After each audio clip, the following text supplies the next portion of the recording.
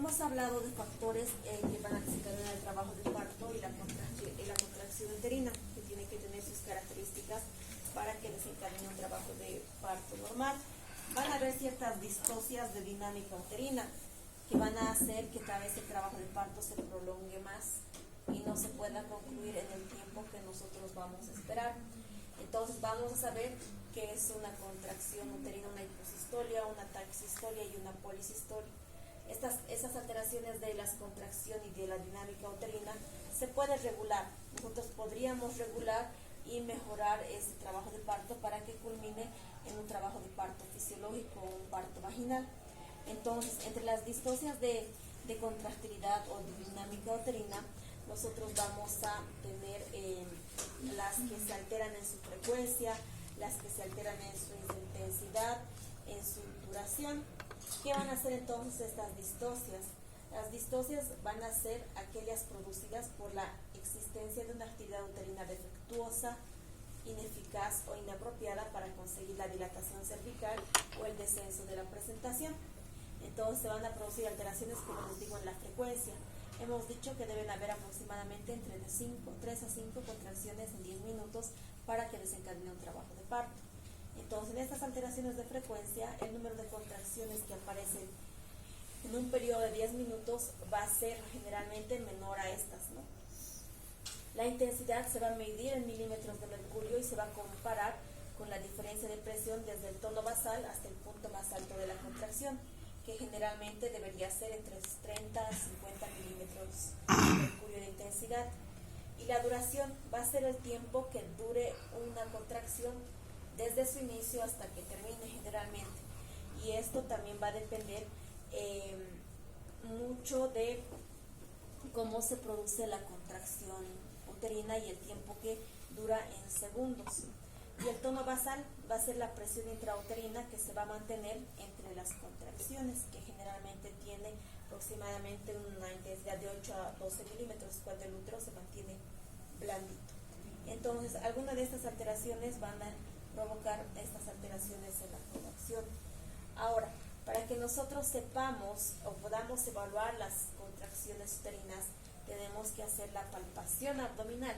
Es por eso que es mejor, mientras ustedes más palpaciones o más barriguitas toquen y traten de sentir la contracción, van a ser más capaces de determinar cuánto está durando una contracción, si es una contracción verdadera o si no es una contracción verdadera. Entonces siempre traten de identificar todas esas partes. Entonces, ¿cómo vamos a hacer? Vamos a tocar la barriguita generalmente nosotros durante 10 minutos. Y vamos a empezar a contar cuando ya se sienta dura, y ya no podamos sentir las partes fetales. Es más o menos cuando empieza la contracción verdadera, cuando se pone duro y es como toco mi frente, no todo está duro y no toco nada. Y se empieza a contar en segundos. 1, 2, 3, 4, 5, con un reloj. ¿Cómo vamos a controlar la contracción uterina? También con un cardiotoco fetal, un monitor cardiofetal que va a controlar la frecuencia cardíaca fetal y la dinámica uterina durante los trabajos de parto. Y una tocografía interna que generalmente no se hace, se hacía por el examen por vía vaginal. Se trataba de poner unos traductores en la bolsa donde está la cabecita fetal, pero lo que hacemos nosotros es la topografía externa o la monitorización cardiofetal externa y la palpación uterina. Vamos a tener alteraciones en la dinámica uterina. Estas alteraciones van a ser alteraciones de frecuencia de las contracciones. Entonces, ustedes van a ver en estas alteraciones de frecuencia de las contracciones, vamos a tener la bradisistolia y la taquisistolia. La bradisistolia va a ser aquella que tiene una frecuencia de 2 contracciones o menos en 10 minutos. Y una taquisistolia o polisistolia va a ser aquellas contracciones que sean mayor a 5 en 10 minutos. Alteraciones en frecuencia son la bradisistolia y la taquisistolia. Alteraciones de intensidad van a ser la hiposistolia y la hipersistolia. La hiposistolia va a ser cuando las contracciones tengan una intensidad menor a 30 milímetros de mercurio y la hipersistolia que tenga una intensidad mayor a 50 a 60 milímetros de mercurio. Y las alteraciones de la coordinación contráctil van a ser aquellas que se van a producir incontrolablemente de forma incoordinada. Generalmente cuando ustedes controlen en 10 minutos, las contracciones van a tener un intervalo de tiempo regular. Si la primera se produce al minuto, la segunda se va a producir a los 3 minutos y la tercera a los 6 minutos y la cuarta generalmente a los 12 minutos, y van a tener el mismo tiempo de descanso y vuelven a aparecer regularmente. Mientras en alteraciones de la coordinación contráctil puede que tengas una al minuto, vuelve a aparecer otra al minuto, otra aparezca de 6 minutos y otra de 9 minutos, otra de 2 minutos. Esas alteraciones no son regulares. La contracción uterina tiene que ser regular. ¿Qué significa regular? Que aparezca al minuto que esperemos, al primer minuto, al cuarto minuto, a los 8 minutos, y que tenga la misma duración, que duren 30 segundos, 30, o que duren 40, y se mantenga el tono basal. Entonces las alteraciones de la coordinación contráctil también van a ser estas, que puede ser a causa de una inversión de la triple gradiente descendente o una incoordinación uterina. El útero no está pudiendo coordinar, se pone duro arriba, está hablando abajo, o está hablando arriba y se pone duro abajo. O los anillos de contracción miometriales, el miometrio también no va a poder responder, una parte está dura, otra parte está blanda. En estas alteraciones también tenemos las alteraciones del tono basal, que tenemos las hipotonías uterinas, cuando el útero ya se pone muy blando y no contrae, ¿no? Estas hipotonías cuando tienen un tono basal menor a 8 milímetros de mercurio, una hipertonía uterina cuando hay mayor a 12 milímetros de mercurio. Esto quiere decir que el útero al relajarse va a sentirse igual del tono duro, no relaja nunca. Y tenemos en estas las hipertonías leves, moderadas y las graves. Las graves hemos dicho que pueden causar una inminencia del útero uterino y van a alterar, se van a mantener contraído. Entonces, estas alteraciones de dinámica uterina ustedes tienen que saber qué es una hiposistolia, tienen que saber qué es una hipersistolia, que son alteraciones de la intensidad, tienen que saber cuáles son las alteraciones de las duraciones de la contracción o frecuencia de la contracción, o la bradisístolia y taquisistolia. Entonces eso vayan leyendo y tomen la importancia porque sí les van a preguntar. Tenemos también las hipodinamias, que son anomalias por defecto.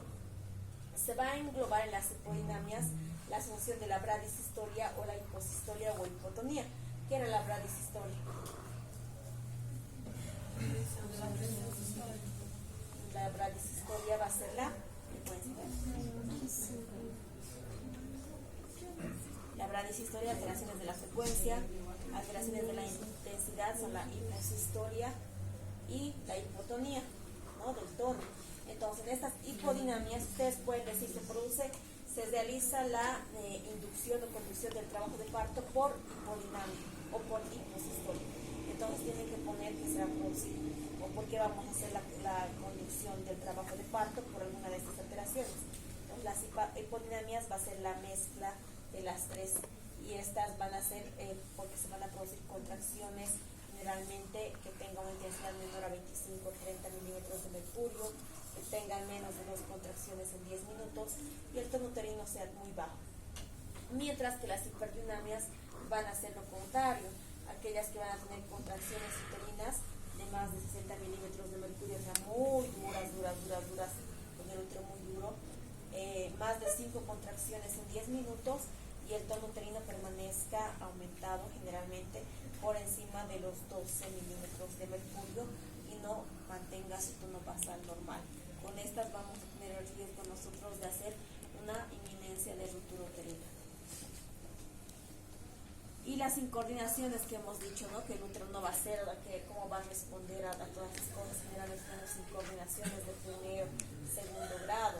Las incoordinaciones de primer grado vamos a tener aquella actividad contráctil que al emerger 2 marcapasos uterinos se expresa como 2 contracciones simultáneas de distinto ritmo e intensidad. Y en las de segundo grado generalmente hay los marcapasos ectópicos. Hemos visto que tenemos los marcapasos en los cuernos uterinos, ¿no?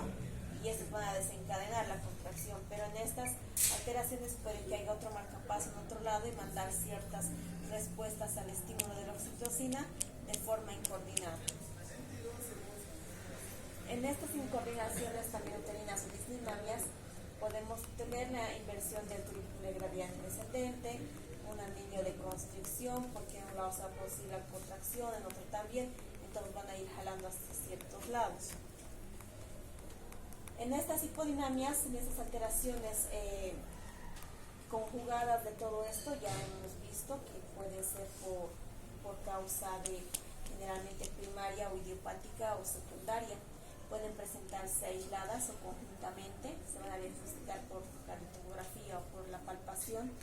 En la hiposistolia el útero se deprime al palparlo y el AJME de la contracción y las bradisistorias se diagnostican mediante la palpación uterina también y siguiendo el partograma si este va progresando o no con las dilataciones. Entonces, por eso es que la recomendación, traten de tocar las valvulitas y traten de identificar cuándo es una contracción verdadera y cuándo no, para poder hacer todas estas cosas. Tenemos las hipodinamias primarias, tenemos el tratamiento para las hipodinamias primarias, qué es lo que debemos hacer cuando no hay una buena contracción. Nosotros vamos a tratar de regular todas estas alteraciones de contracción, vamos a regular las alteraciones de frecuencia, de intensidad y de tono. Uno podemos hacer con la conducción con oxitocina, eso nos va a ayudar. Otro podemos hacer con rompiendo la bolsa, y esto va a desencadenar más el reflejo para liberar oxitocina y desencadena más rápido el trabajo de parto. Otro también con la evacuación vesical, mandarle a orinar a la paciente o cambiarlas de posición, ponerles del lado izquierdo, hacerles caminar un poco, nos van a ayudar en cierta forma a que se pueda regular todo este tipo de contracciones. En estas hipodinamias secundarias, generalmente nosotros que se pueden dar después de las 12 horas de un trabajo de parto, ¿qué es lo que tenemos que hacer nosotros? Es descartar que existe una desproporción cephalopélvica, o sea, si no se ha producido el trabajo de parto después de las 12 horas que esperábamos, hay que volver a devalorar. El bebé está muy grande, la pelvis está estrecha, está en una posición adecuada, es un acrosómico. ¿Qué ha pasado para que no desencadene el trabajo de parto? Hemos dicho que hay 3 factores: la madre, el feto y el canal. Entonces tenemos que identificar qué ha pasado. Si se devalora y todo está bien, nosotros podemos identificar que tal vez ha habido un agotamiento uterino, el útero también se cansa, contrae, libera y no desencadena el trabajo de parto, el útero se cansó. Entonces también la administración de ciertos anestésicos o ciertos fármacos que podemos usar. Por ejemplo, si nosotros podemos nifedipino en una amenaza de parto pretérmino, o podemos nifedipino en una paciente con preeclampsia y después queremos desencadenar el trabajo de parto, el nifedipino va a hacer que no haya contracción uterina, va a inhibir las contracciones uterinas, bloqueando los canales de calcio. Entonces el sulfato de magnesio también, si hay algunas sustancias que hemos dado, estas pueden atribuirse a esto, ¿no? A que no desencadene el trabajo de parto por algún mecanismo que se está produciendo. Tenemos ciertas sustancias que van a favorecer y sustancias que no van a favorecer el trabajo de parto. Entonces nosotros tenemos que ir viendo esas características y volver a identificar o valorar qué es lo que está pasando con las alteraciones o las alteraciones en la dinámica uterina. Hemos dicho que tenemos la triple gradiente descendiente, que este es un componente importante para desencadenar el trabajo de parto. Eso les estoy repitiendo unas 5 o 6 veces, les voy a preguntar en su examen qué es la triple gradiente descendente, cómo se produce, dónde están los marcapasos uterinos, entonces tienen que saber. La hiperdinamia, aumento del tono uterino, la persistencia del tono de hipertonía uterina, ya puede ser primitivo secundaria. La hiperdinamia va a ser lo contrario de lo que hemos visto: un aumento de la contracción uterina, un aumento de su frecuencia, intensidad y tono, va a hacer que se produzca una inminencia de ruptura uterina, y esta puede ser primaria o secundaria. Entre la hiperdinamia primaria se va a producir en el inicio del trabajo de parto y va a existir un feto y un canal de parto normales, y puede deberse a un parto precipitado. Hay pacientes que llegan con 3, la pasamos a dilatantes y llegaron con 8. ¿Qué pasa con estos pacientes? Tienen un riesgo de romper el útero. Generalmente la sintomatología va a ser un aumento de la intensidad contráctil, fuertes útero. La velocidad de dilatación cervical superior a 5 centímetros en una hora en primíparas, inclusive de 10 centímetros en multíparas. Me ha pasado alguna vez, varias veces. Estaba con 4, le hago el tacto y está con 10, y esto generalmente pasa en multíparas. El parto se puede producir en unas 2 horas, generalmente llego con 4 y a las 2 horas llego con 10. Para nosotros está bien, ¿no? Pero esto tiene mayor riesgo de provocar una hipotonía postparto, una hemorragia postparto, una ruptura uterina y esas situaciones. Una hiperdinamia secundaria es cuando nosotros le vamos a provocar las contracciones con oxitocina y vamos a hacer que haya mucha contracción. Esto va a ser también producirse por una reacción a un obstáculo mecánico durante el parto, puede producirse la ruptura uterina. Al inicio de las contracciones pueden ser normales, pero estas van a ir aumentando después y puede también deberse a la administración exagerada de oxitocina o misoprostol. Lo que les he dicho, misoprostol ayuda mucho en los trabajos de parto, pero no van a ver utilizar mucho a los ginecólogos porque esto se controla. Puede que yo le dé la dosis exacta, pero el paciente tenga mucha sensibilidad, o pueda que yo me haya pasado con la dosis y haga una hipertonía uterina. La evolución del pronóstico puede ceder la potencia, la contracción, porque el útero ha caído en una hipodinamia secundaria, y si la lucha es muy prolongada e intensa, el útero puede entrar en una contractura y puede ceder la resistencia y el obstáculo por el encajamiento de la presentación en la pelvis relativamente estrecha. Entonces, ¿cuál va a ser más o menos su fisiopatología? Cuando hay policistolia, el tono comienza a elevarse y la intensidad contráctil también disminuye. El dolor exagerado en la paciente va a ser muy sensible al tacto, al toque del abdomen, generalmente en la región hipogástrica y sacra, y la sensibilidad del útero y dureza permanente. Los latidos cardíacos fetales van a estar bajando generalmente por debajo de lo esperado. Es como les he dicho, mientras más contracción o la contracción permanezca, la frecuencia cardíaca fetal va a bajar por disminución del oxígeno feto-materno. Y la evolución, el parto puede producirse de forma acelerada porque el músculo hipertónico va a desarrollar una poderosa acción dinámica, pero puede provocar una ruptura uterina y se puede presentar en la preeclampsia, en eclampsia y en desprendimiento normoplacentario.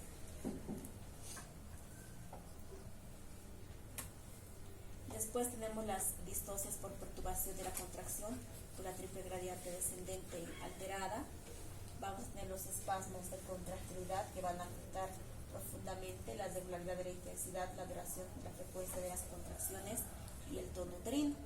Estas alteraciones van a ser alteraciones por espasmos que se producen y estímulos anormales del útero, unas espinas irritativas.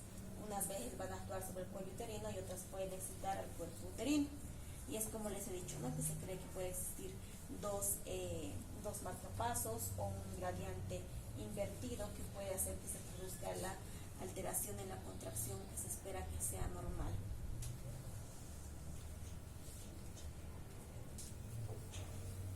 Esas son las alteraciones de los contractos. Después tenemos la contracción o el síndrome de Van-Former-Pinar, que se va a producir por una distensión de los ligamentos, una exaltación de la dinámica por un obstáculo invencible o difícil de franquear, o sea, porque el bebé no va a poder pasar fácilmente y el útero está haciendo todo lo que puede para que se produzca el empujón al bebé y el bebé no va a poder bajar. Entonces, ¿qué es lo que va a pasar? Van a existir ciertos signos. Si estos signos van a ser el signo de Van, el signo de Fromel y el signo de Pinar. El signo de Van va a ser aquí la distensión y estiramiento del segmento inferior por acción de la hipercontractilidad del cuerpo uterino, lo que produce que el anillo limitante entre ambos se palpe en la proximidad del ombligo. Generalmente va a formar un útero en forma de 8, generalmente el segmento inferior va a estar tan colapsado y va a hacer que todo esté contraído, pero va a tratar de formar un anillo que va a querer cerrar esa parte del segmento, y estos signos son signos de inminencia o signos que nos van a decir que el útero se puede romper en cualquier momento. Tenemos el signo de Fromel, que es el estiramiento exagerado de los ligamentos redondos que se palpan con las cuerdas laterales y tensas engrosadas. ¿Qué va a hacer ya también en este caso? Los ligamentos redondos lo van a jalar hacia las paredes laterales y van a hacer también que el útero adopte una forma alterada, provocando un estirón hacia las partes laterales y tenga una hipertonía en la parte de arriba y sea más prominente en la parte de arriba. Y el signo de Pienaar se va a producir por un edema y éstasis sanguínea del cuello uterino que se extiende más tarde a la región vulvovaginal y tengo una pequeña pérdida de sangre oscura por el canal vaginal. Se va a edematizar la vulva, se va a edematizar el cuello uterino. Entonces, estos datos son datos de que hay una hipertonía uterina y de que ese útero en cualquier momento no se puede romper y nos vaya a complicar la vida tanto de la madre y el feto. Entonces, vamos a tener nosotros en este tipo de contracturas un estado estático, una ausencia del tono uterino y de tensión del trabajo de parto, debido a que haya una alteración comprometida, ya sea fetal o sea del tejido óseo, que va a impedir el paso de este. Es el anillo de contracción que se va a producir y puede desencadenar todo eso que se ha mencionado con la clínica que podemos evidenciar antes de que se produzca la ruptura del útero. Pero cuando ya tengamos una ruptura del útero, va a desaparecer el dolor de manera espontánea y el útero que estaba tan contraído se va a ablandar. Después de eso, la fetocardia, que estaba generalmente bajando un poco, tiende a normalizar y después puede llegar a un óbito fetal. Entonces es importante para nosotros conocer esos signos durante eso y evitar que entremos en peligro. ¿Qué es el tratamiento para una inminencia de ruptura uterina? Es una cesárea, como es el tratamiento para un DPPNI, terminar el embarazo. Ahora, el tratamiento para el DPPNI han puesto a internar a la paciente y haga maduración pulmonar. Van a matar a su paciente si van a hacer eso. Un DPPNI es una urgencia obstétrica de las patologías de la segunda mitad del embarazo, es la que tiene que culminar el embarazo. Independientemente de cuánto tiempo esté y sea un DPPNI, tienes que acabarlo porque va a matar al feto y va a matar a la madre, porque esa sangre se va acumulando detrás de la placenta y nosotros no vamos a percibir, va a entrar en un shock hipovolémico, una sepsis y puede morir. Entonces esos criterios tienen que tenerlo en la cabeza. No van a confundir el DPPNI con una RPM, ruptura prematura de membranas. La conducta de la RPM va a depender de la edad gestacional. Edad gestacional temprano, intermedia o a término. A término se va a concluir el embarazo, ya sea por parto o por cesárea. No tenemos nada que esperar, vamos a inducir. En la media vamos a hacer la maduración pulmonar y vamos a esperar que se termine el trabajo de parto, no tenga infección y se termine. En la temprana tratamos de ver que ese bebé vaya bien, lo vamos a madurar, vamos a evitar infecciones y vamos a hacer que dure hasta el mayor tiempo posible para que se termine el embarazo. Entonces no olviden saber los criterios. Por eso en las patologías del primer trimestre son 3 las más importantes, entonces no se confundan esas 3. En las del segundo trimestre son 5 las más frecuentes, pero 3 de ellas las más importantes, son las que se presentan con mayor frecuencia. Entonces traten de saber esas pocas y no confundirnos con el tratamiento, ¿no? Ahora, en un tratamiento de una inminencia de ruptura uterina también debo hacer cesárea, no le voy a dar parto, no le voy a poner oxitocina. Debo ir a ver qué está pasando y voy a hacer una laparotomía y voy a hacer cesárea generalmente. Esto ya hemos visto, el anillo de Van, lo mismo.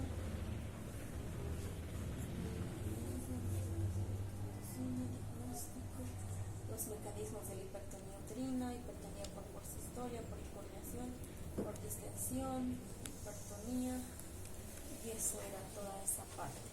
Entonces, denle una leidita siempre a los temas que estamos revisando. Voy a tratar de pasar las diapositivas en cuanto yo pueda, pero vayan viendo todas esas cosas.